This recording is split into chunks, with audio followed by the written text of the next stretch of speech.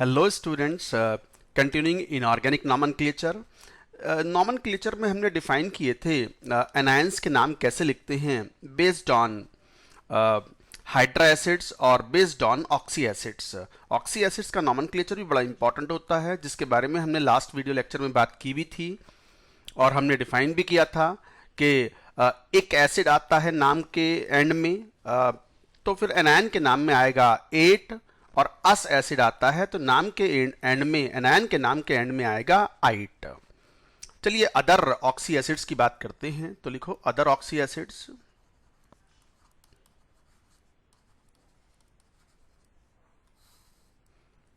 Other oxy acids में derived oxy acids,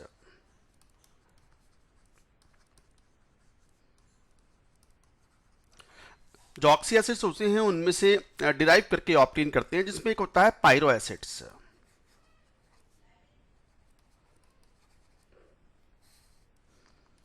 pyro acids क्या होते हैं? Pyro acids generally obtained by removing 1H2O from 2 molecules of oxy acid, तो कहलाएंगे pyro acids. दो molecule लो oxy acid के से, ऑक्सी एसिड में से, उसमें से एक H2O रिमूव कर दो and then the acid you obtain is called pyro acid. जिसे मैं एग्जांपल लेके बताता हूं। फॉर एग्जांपल H2SO4, आप जानते हो ये सल्फ्यूरिक एसिड है। टू मॉलिक्यूल्स में से एक H2O रिमूव कर दो, क्या बचा?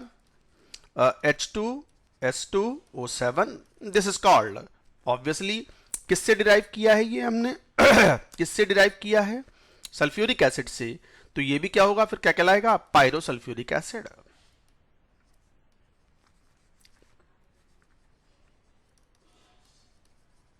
This is called pyro sulphuric acid. It is और more commonly known as oleum. Oleum भी बोलते हैं इसको। It is a mixture of SO3 dissolved in H2SO4। तो H2S2O7 पायरो सल्फ्यूरिक एसिड। और एग्जांपल लो, जैसे फॉर एग्जांपल H4SiO4, आप जानते हो ये सिलिसिक एसिड है। इसके दो मॉलिक्यूल में से एक H2O रिमूव कर दो, तो क्या बचा? H6Si2O7। क्या बोलोगे आप इसे? Pyro silicic acid. So like that you describe। और लो एग्जांपल, जैसे फॉस्फोरिक एसिड है, ऑर्थोफॉस्फोरिक एसिड H3PO4। इसके दो मॉलिक्यूल में से एक H2O रिमूव कर दो आप, तो क्या बना? H4P2O7 pyrophosphoric acid.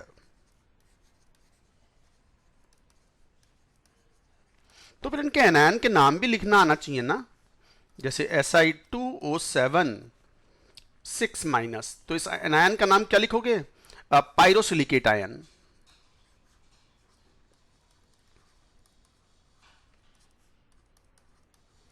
Similarly P2O7 4- का नाम क्या लिखोगे?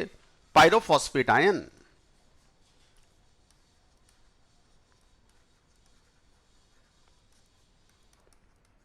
सिमिलरली ऊपर हमने क्या लिखा था, ये पायरोसल्फ्यूरिक एसिड, तो S2O7 2- का नाम क्या लिखोगे? Pyro sulphate ion.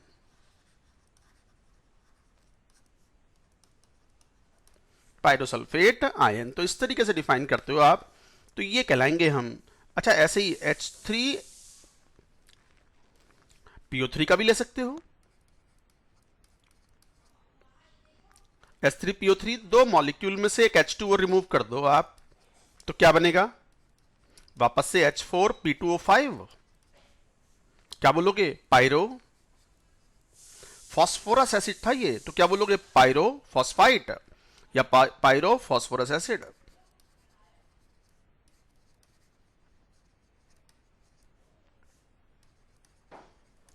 तो फिर इसका एनायन का नाम क्या लिखो? अच्छा, एक क्वेश्चन मैं आपसे ये पूछ लूँ, मान लो ये बड़ा इंपॉर्टेंट क्वेश्चन भी है, बढ़िया सवाल है ये, एक दो क्वेश्चन भी सॉल्व करते हैं यहाँ पर। विच आर द फॉलोइंग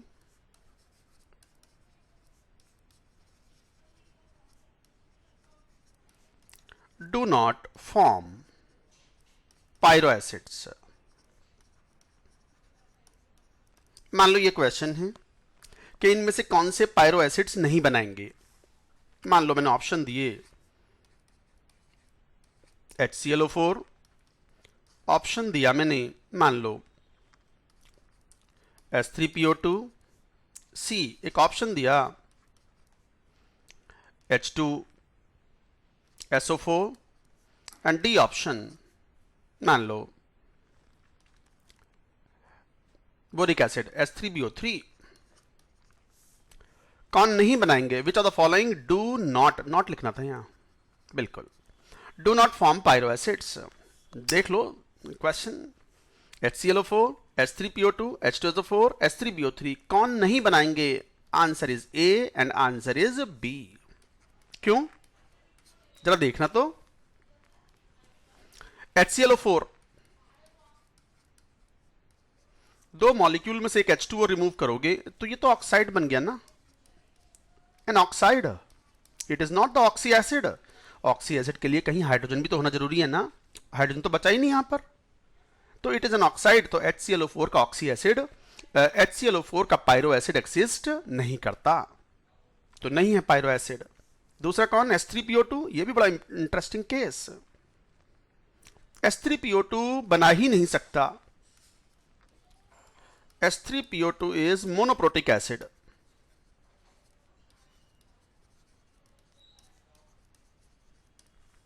एक ही एसिडिक हाइड्रोजन था और वो दोनों एसिड, दो मॉलिक्यूल से दोनों एसिडिक हाइड्रोजन रिमूव कर दोगे तो फिर it will not be an acid. So and do not form and does not form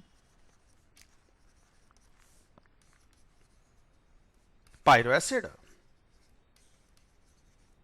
ये पायरो एसिड नहीं बनाएगा क्योंकि ये मोनोप्रोटिक एसिड है और दो मॉलिक्यूल में दो ही एसिडिक हाइड्रोजन होंगे, दोनों ही रिमूव कर दोगे तो it will not form any acid, तो it does not form. H2SO4 forms, H3BO3 forms. तो ये क्वेश्चन था। चलो नाम भी लिखते हैं। अब आपको एनायन के नाम लिखने आ गए हैं, अभी एक टाइप का एसिड और बाकी है, बट उससे पहले एक क्वेश्चन तो ले लें।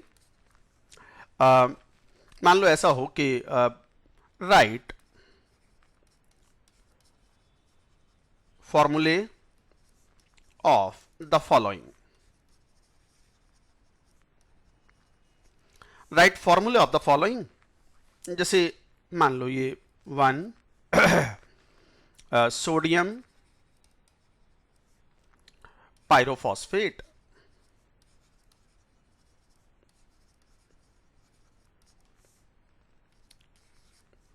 जैसे और ले लो एग्जाम्पल कैल्शियम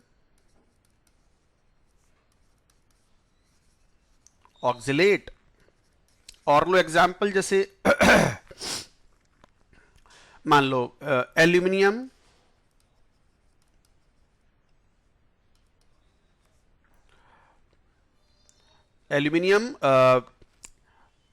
मान लो जैसे एल्यूमिनियम फॉस्फेट,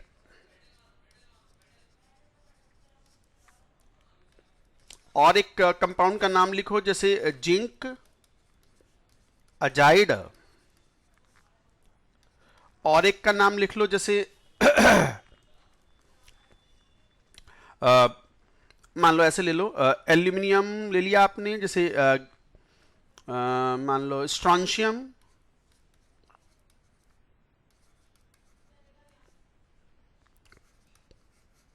पायरोसिलिकेट। लिखना जरा, मैं इसके यही आंसर लिख देता हूं। अब जरा देखना यहां पर, सोडियम Na+ आयन हुआ, पायरोफॉस्फेट, पायरोफॉस्फेट का फॉर्मूला पता होना चाहिए, तो क्या फॉर्मूला होगा वो? P2O7 2 माइनस 4 माइनस, यही हुआ, ये फॉर्मूला पता होना चाहिए। H3PO3 के दो मॉलिक्यूल लो, उसमें से एक H2O रिमूव करो, तब पायरोफॉस्फेट बनेगा, तो क्या बनेगा? P2O7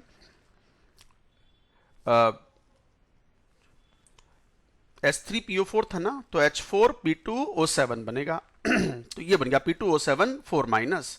क्रॉस मल्टीप्लाई करो वैलेंसीज, तो क्या बन गया फॉर्मूला, Na4P2O7। यही है आंसर।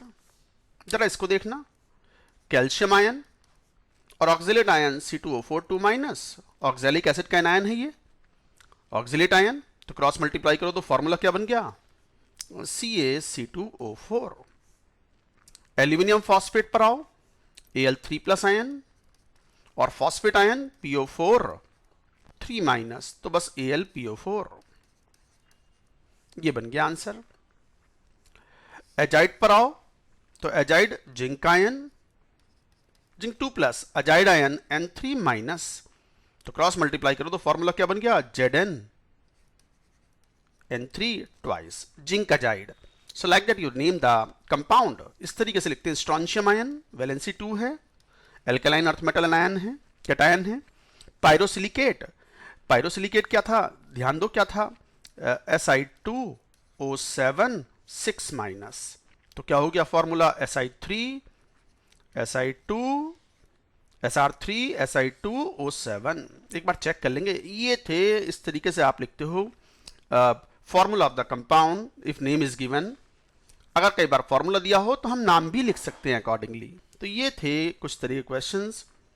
चलिए एक और टाइप के हम बात करते हैं एसिड्स की। देखो यहाँ तो हमने क्या लिखा था डिराइव्ड एसिड्स में, एक तो लिया था हमने पायरो एसिड। पायरो एसिड के बाद अब बात करते हैं हम मेटा एसिड्स की।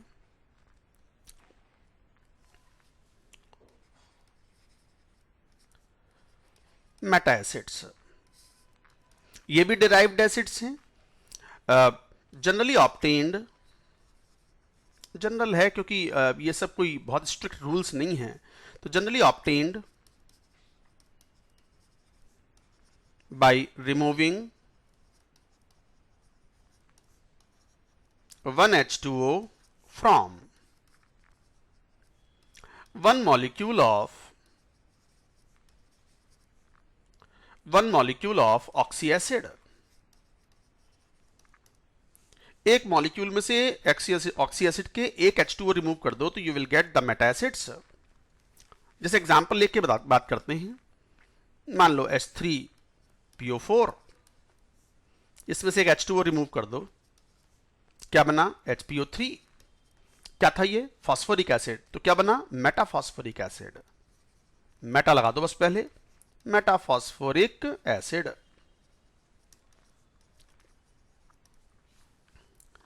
ऐसे ही मान लो सिलिसिक एसिड होगा, बोरिक एसिड होगा, तो जैसे बोरिक एसिड H3BO3,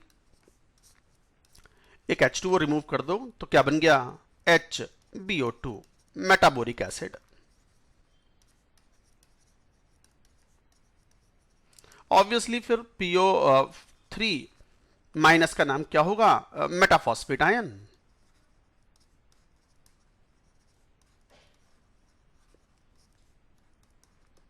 सिमिलरली यहां पर अगर कह दें BO2 माइनस तो कहलाओगे, ये कहलाएगा मेटाबोरेट आयन।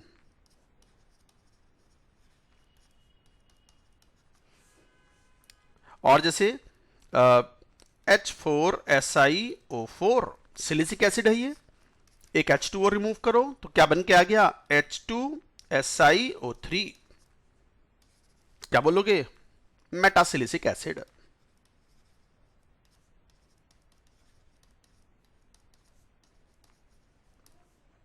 अच्छा इसका एनायन क्या बना, SO3 2 माइनस, मेटासिलिकेट आयन।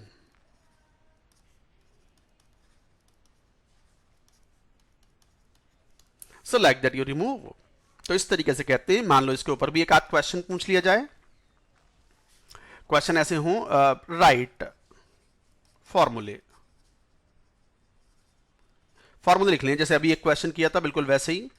मान लो इस तरीके से पूछ दें कि जैसे जिंक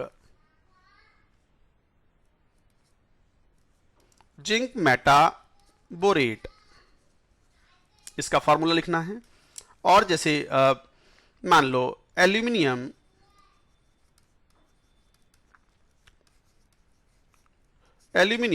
मेटासिलिकेट,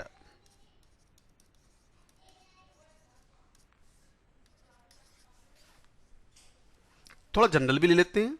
जैसे कैल्शियम टेल्यूराइड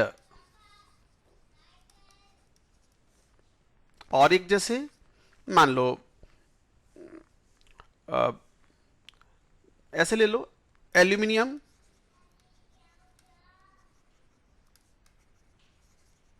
मेटाफॉस्फेट। अब तो समझ गए होंगे आप। आंसर लिखो, जैसे ये देखो, पहले जिंक आयन ऐसे लिखा करो, मेटाबोरेट आयन का फॉर्मूला लिखो, क्या था वो, BO2 माइनस, पता होना चाहिए। अब लिख लोगे फॉर्मूला Zn BO2 ट्वाइस, आ गया ये जिंक मेटाबोरेट, क्योंकि बोरेट मेटाबोरेट आयन की वैलेंसी 1 है और जिंक की वैलेंसी 2 है, क्रॉस मल्टीप्लाई करके। Aluminium metasilicate Al3 plus, and silicate ion कौन सा था, Si metasilicate ion SiO3 2 minus, तो क्रॉस मल्टीप्लाई करोगे तो क्या बन गया, Al2 SiO3 थ्राइस, यही बना ना, बिल्कुल।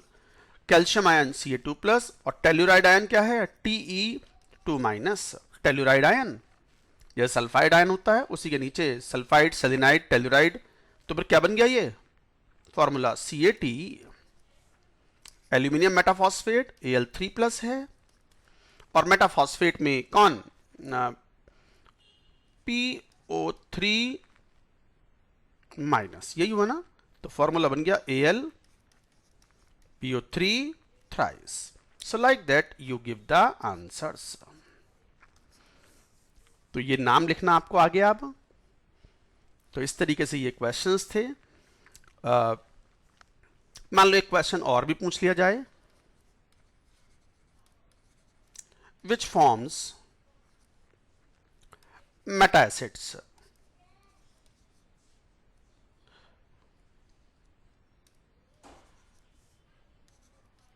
A मान लो H2SO4, B मान लो HNO3, C मान लो ये क्वेश्चन में दिया हुआ है मान लो aluminium hydroxide AHOS thrice, amphoteric compound है ये, तो एसिड की तरह भी बिहेव करेगा। और D मान लो ये कुछ दिया हुआ है बोरिक एसिड H3BO3। तो विच फॉर्म्स या विच फॉर्म मेटा एसिड्स, कौन बना सकते हैं मेटा एसिड, ए नहीं बना सकता, बी नहीं बना सकता, सी बना सकता है, डी बना सकता है। थोड़ा ध्यान दो, ये तो अच्छा सवाल है, it is a good question. कैसे, जरा देखें, आंसर तो मैंने बता दिया। H2SO4 के एक मॉलिक्यूल में से एक H2O रिमूव करोगे तो क्या मिलेगा, SO3 मिलेगा, तो वो तो ऑक्साइड है, ऑक्सी एसिड नहीं है, तो H2SO4 से नहीं बनेगा। HNO3 में से एक में एक ही तो हाइड्रोजन है, तो दो H2O कैसे रिमूव होगा, तो हो ही नहीं सकता, तो ये भी मेटा नहीं बनाता। ये बना लेता है, जैसे AlOH थ्राइस, ये एक्चुअली एक H2O रिमूव करने के बाद बना लेगा AlO2 माइनस, इस टाइप से मेटा एल्यूमिनेट आयन बोलते हैं इसको।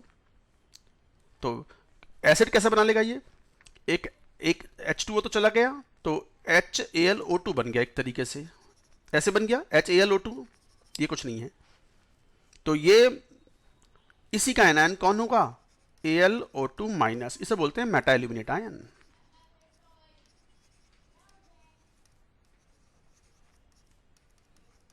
और बोरिक एसिड तो हम बता ही चुके हैं, मेटाबोरेट आयन हम बना चुके हैं, तो मेटा एल्यूमिनेट आयन बोलते हैं। तो याद रखेंगे, aluminium hydroxide forms Meta acid, और उसका आयन एग्जिस्ट करता है जैसे sodium Meta aluminate, so like that. तो ये थे कुछ type of oxy acids. Oxy acids में हमने बात कर ली, ऑक्सी एसिड्स डिफाइन कर लिए, नॉमेनक्लेचर उनका देख लिया। डिराइव्ड एसिड्स में हमने पायरो एसिड, मेटा एसिड वो भी पढ़ लिए। उसके अलावा एनायंस का नॉमेनक्लेचर भी हमने पढ़ लिया। नाम दिया हो तो फॉर्मूला लिखना हमें आ गया, फॉर्मूला दिया हो तो नाम लिखना हमें आ गया। फिर भी कुछ एडिशनल एनायंस भी होते हैं, तो some additional anions,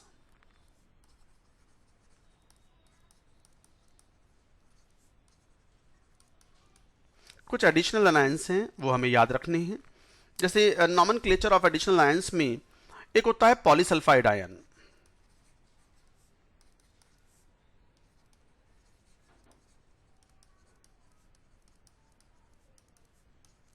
SN2 minus.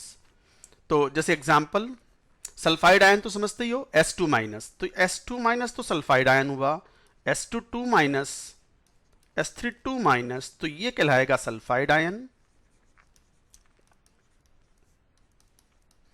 ये है डाइसल्फाइड आयन।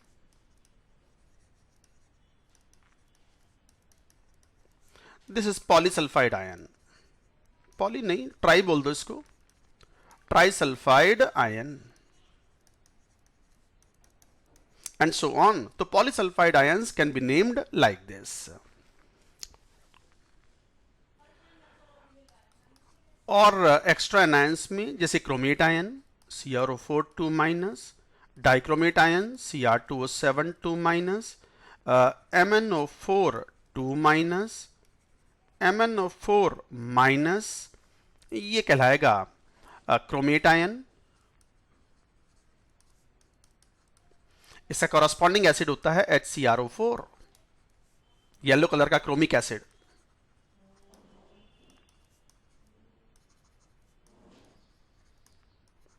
क्रोमिक एसिड, और ये कहलाता है dichromate ion.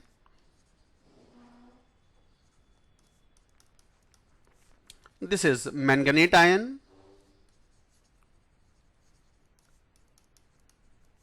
This is permanganate ion.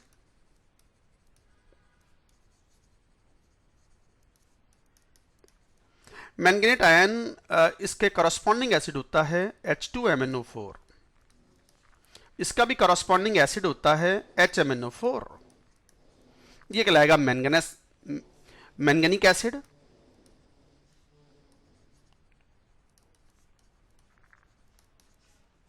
और ये कहलाएगा परमैंगनिक एसिड।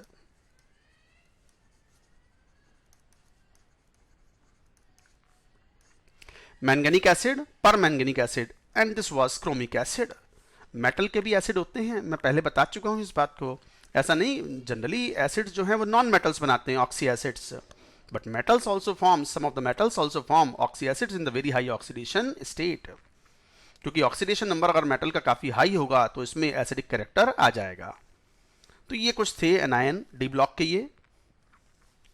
इसके अलावा कुछ और आयन जैसे एक्सी जिनॉन के XeO6 4 minus, XeO4 2 minus. This is called perzenic acid. And this is called zenic acid. Xenon K. Perzenic acid,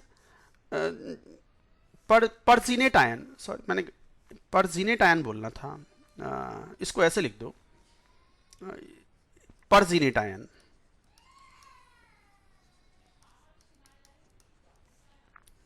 जीनेट ion, तो कॉरस्पॉन्डिंग परजीनिक एसिड कितना होगा H4XeO6, और जीनिक एसिड क्या बनेगा H2XeO4।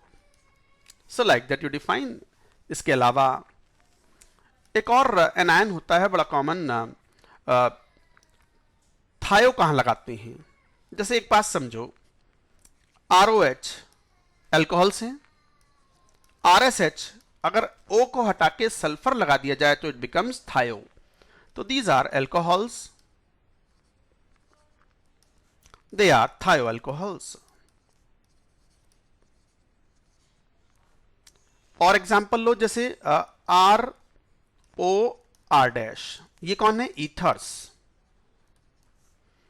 RO हटा के S लगा दो, R डैश क्या बन गए थायो ethers. So like this you will say। और जैसे जैसे सल्फेट आयन है, जैसे H2SO4 है, स्ट्रक्चर इसकी ऐसे होगी HO S double bond O double bond O। अभी खैर 11th क्लास के स्टूडेंट्स अगर इसे पहली बार पढ़ रहे हैं तो इनको स्ट्रक्चर का आइडिया नहीं होगा, बट मैं तो बता देता हूं यहां पर, आप उसको स्ट्रक्चर वाले पार्ट को स्किप कर देंगे, जाकि 12th वाले स्टूडेंट्स और जो रिपीटर स्टूडेंट्स हैं वो पढ़ रहे हैं तो वो तुरंत समझ जाते हैं ये सब बातें। OH, ये हो गया H2SO4 सल्फ्यूरिक एसिड। अगर एक O को हटा करके S लगा दिया जाए तो क्या बन जाएगा H2S2O3। ये था सल्फ्यूरिक एसिड, और ये बन गया थायोसल्फ्यूरिक एसिड।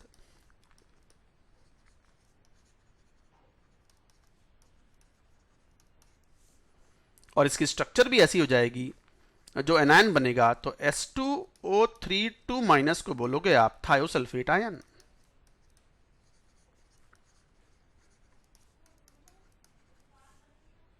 इस टाइप से, और स्ट्रक्चर भी ऐसी बन जाएगी S double bond S double bond O minus O minus, and this is in resonating structures बनती हैं इसकी, क्योंकि SS double bond is less stable.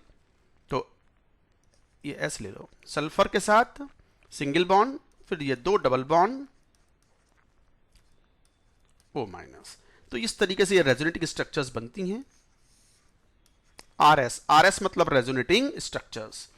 तो आपको नाम याद रखना है, सोडियम जैसे थायोसल्फेट आयन।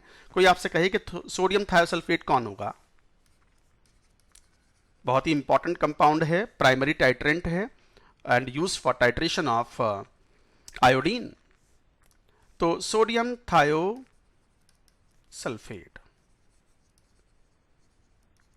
तो क्या नाम लिखोगे, Na2S2O3 सोडियम थायोसल्फेट। तो इस तरीके से ये नाम थे कुछ ऑक्सी एसिड्स के, कुछ एडिशनल एनायंस के, जो मैंने बता दिए यहाँ पर। अब ये हो गए, वैसे ये सब तो मैंने बताया हुआ है जितने बाकी टाइप के हो गए थे। Majorly we have finished the ions, various type of anions. That's it about inorganic nomenclature, वो मैंने बता दिया। आयनिक कंपाउंड्स के नॉमेनक्लेचर, और आयनिक कंपाउंड नहीं भी हो, अगर पोलर कोवेलेंट कंपाउंड हो तो पहले नाम लिखेंगे हम less electronegative element and then the more electronegative element. जैसे एग्जांपल ये लें, एक बड़ा इंपॉर्टेंट एग्जांपल होता है, जैसे OF2, इसका नाम क्या लिखें, ऑक्सीजन तो फ्लोराइड भी बनाता है, क्या इसे हम ये बोलें डाई फ्लोरीन ऑक्साइड बोलें, या इसे ऐसे बोलें ऑक्सीजन डाइफ्लोराइड। तो ये फ्लोराइड है या ऑक्साइड है, obviously it is fluoride, it is not oxide. क्यों, क्योंकि fluorine is more electronegative in comparison to oxygen. तो मोर इलेक्ट्रोनेगेटिव एलिमेंट का नाम बाद में, लेस इलेक्ट्रोनेगेटिव एलिमेंट का नाम पहले, और आइड किस में लगेगा, जो मोर इलेक्ट्रोनेगेटिव होगा। तो like that you have to say, ये थे नाम, होगा ये बस। I think we have studied enough about the inorganic nomenclature, and इसकी एक दो बार प्रैक्टिस करेंगे तो accordingly you will be able to solve questions. That's it for now in inorganic nomenclature. Thank you.